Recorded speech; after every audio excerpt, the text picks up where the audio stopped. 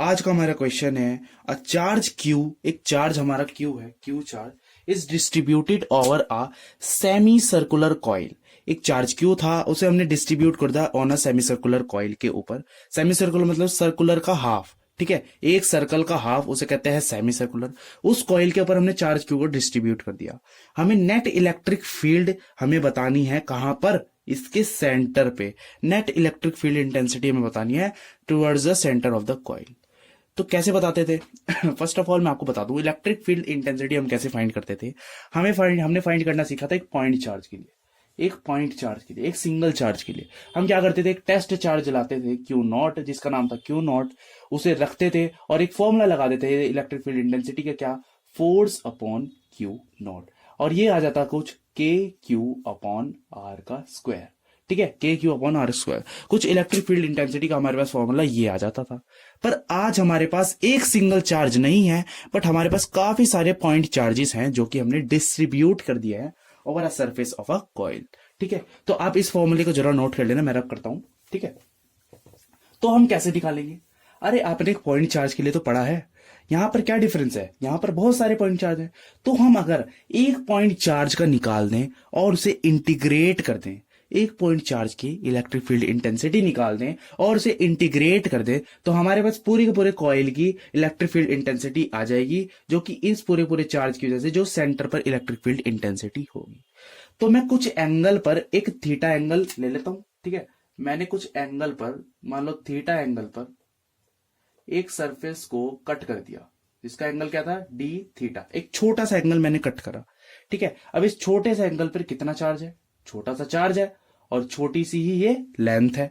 ठीक है, तो छोटा सा चार्ज का अगर मैं इसका इलेक्ट्रिक फील्ड इंटेंसिटी निकाल दूं तो मुझे मिल सकता है पूरे के पूरे इलेक्ट्रिक फील्ड इंटेंसिटी, पूरे पूरे चार्ज की वजह से इलेक्ट्रिक फील्ड इंटेंसिटी इसके सेंटर पर। ठीक है, चलिए, तो इस छोटे से चार्ज की वजह से इलेक्ट्रिक फील्ड इंटेंसिटी होगी इधर की तरफ, बिकॉज जिस पॉइंट पर हमें निकालनी होती है वहां पर हम टेस्ट चार्ज रखते हैं, जो कि हमेशा होता है पॉजिटिव। तो इसकी वजह से कुछ इलेक्ट्रिक फील्ड इंटेंसिटी इस डायरेक्शन में होगी। अच्छा, अगर ये छोटा सा चार्ज है और छोटा सा एंगल है, हर चीज छोटी है, तो इलेक्ट्रिक फील्ड इंटेंसिटी भी आपकी छोटी होगी। ठीक है, इतना समझ में आ गया। अब ये कैसी है, टेढ़ी है, हम इसके कुछ कंपोनेंट्स तोड़ सकते हैं। हाँ जी, तोड़ सकते हैं। क्लास 11th में रेजोल्यूशन ऑफ वेक्टर आपने पढ़ा होगा, तो आपको आता होगा, नहीं पढ़ा तो आप मेरी वीडियो देख सकते हो, मैंने डाली हुई है। ठीक है, चलो, अब ये एंगल थीटा है, तो कौन सा एंगल थीटा होगा, यहां पर बच्चों को कंफ्यूजन होती है। ठीक है, चलो इधर देखो जरा, इस लाइट में इधर एंगल बन रहा, तो इधर थीटा बनेगा, तो जिधर थीटा बनता है उधर क्या होता है, डीई कॉस थीटा, और ये कौन सा होगा, डीई साइन थीटा। ठीक है, अरे भैया ये एंगल और ये एंगल वर्टिकली अपोजिट एंगल। ठीक है, चलो, तो ये कौन सा, डी साइन थीटा, ये हो गया डी कॉस थीटा। अब मैंने आपको बताया कि इस छोटे से एंगल की वजह से एक डी साइन थीटा इधर जा रहा है, एक डी कॉस थीटा इधर जा रहा है। पर अगर आपने मेरा एक और वीडियो देखा होगा ये वाला, तो आपको पता चल जाएगा कि ये कुछ सर्कुलर कॉइल की तरह लग रहा है, और डी कॉस थीटा अगर इतने से एंगल के लिए इधर है, और अगर मैं यही सेम एंगल इधर की तरफ कट कर लूं, डी थीटा इधर कट कर लूं, तो इसकी वजह से इलेक्ट्रिक फील्ड इंटेंसिटी किधर होगी, इधर, तो डी साइन थीटा इधर होगी, और डी साइन थीटा इस वाले का इधर की तरफ टूटेगा, इधर की तरफ, और डी कॉस थीटा इधर टूटेगा, इसका कंपोनेंट। तो जो इसका कंपोनेंट होगा ये वाला और ये वाला, ये दोनों आपस में कट आउट हो जाएंगे, और ये वाले कैसे हो जाएंगे, ऐड, ये वाले ऐड हो जाएंगे, ये वाले कट हो जाएंगे। तो एट द एंड जो इलेक्ट्रिक फील्ड इंटेंसिटी हमारे पास बच रही है वो कौन सी बच रही है, डीई साइन थीटा वाली, हर एक फिगर के लिए, हर एक एंगल के लिए, क्योंकि ये सिमेट्री फिगर है, जितना अगर मैं इसका हाफ कर दूं उतना इधर होगा उतना इधर। तो साइन ये कॉस थीटा वाले सारे क्या हो जाएंगे, कट, और साइन थीटा वाले सारे क्या हो जाएंगे, ऐड। ठीक है, चलिए, तो हमें एट द एंड जो इंटीग्रेशन करना है वो करना है हमें किसका, डीई साइन थीटा का, डीई साइन थीटा का। चलिए, तो हमारे पास नेट इलेक्ट्रिक फील्ड इंटेंसिटी आ जाएगी, यही बस इसका की पॉइंट था। तो ई नेट हमें निकालना था, नेट इलेक्ट्रिक फील्ड इंटेंसिटी, वो कैसे निकलेगी, integration of d e sine theta.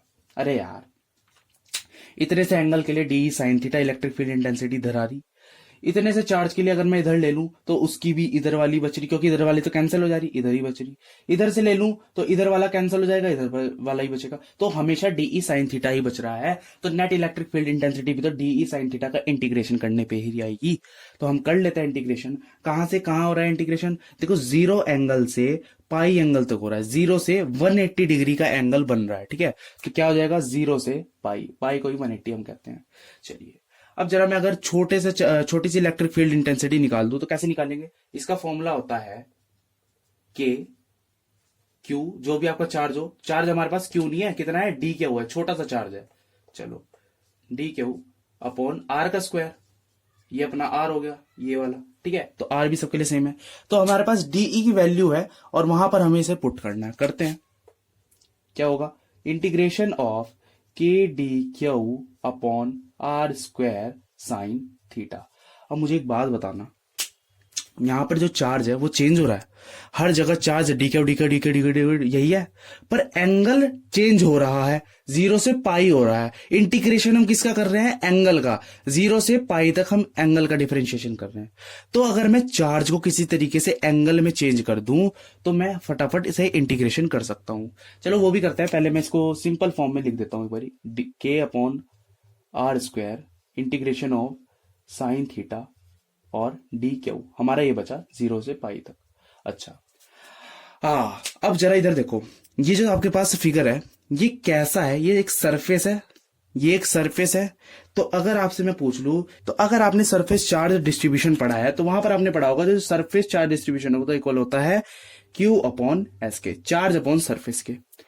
अच्छा, डेंसिटी ये है सरफेस डेंसिटी, तो ये तो चेंज नहीं हो सकती, बट चार्ज और सरफेस एरिया चेंज हो सकता है। अच्छा, तो अगर मैं इसकी चार्ज की वैल्यू निकालूं तो मेरे पास आ जाएगी लैम्डा एस, एस को मैं इधर ले गया।